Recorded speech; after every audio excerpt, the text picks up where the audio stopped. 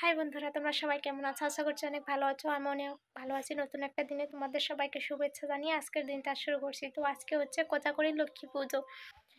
তো কাদের বাড়িতে লক্ষ্মী পুজো হচ্ছে তো কমেন্ট করে জানিও। তো অনেক দিন ধরে ব্লগ দেওয়া হয় না, তো ভাবলাম আজকে পুজোর দিন, তো আজকে ব্লগ স্টার্ট করে দিই। তো আমাদের বাড়িতে কীরকম কোজাগরী লক্ষ্মী পুজো হয় তোমাদের সবার সাথে শেয়ার করব।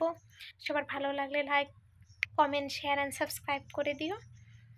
তো আমার স্নান হয়ে গেছে, ঘর লেপা হয়ে গেছে, আমি গোবিন্দ সেবা দিয়ে দিয়েছি। তো এখন কোজাগরী লক্ষ্মী পুজোর আয়োজন করা হবে, ভোগ সব রান্না হবে। তো চলো যেটুকু পারি তোমাদের সবার সাথে শেয়ার করব। আমি এখন কলা পাতা আনতে যাব, তো চলো নিয়ে আসি, তারপরে কথা হচ্ছে। তো এই দেখো আমি কলা পাতা নিয়ে চলে এসেছি। তো এগুলো রেখে দিই, ধুয়ে নিয়ে আসলাম, তো এগুলো রেখে দিই। তো এখন ফুল বেলপাতা সব সব ফুল বেলপাতাগুলো তুলে নেব। তো চলো তুলে নিয়ে আসি।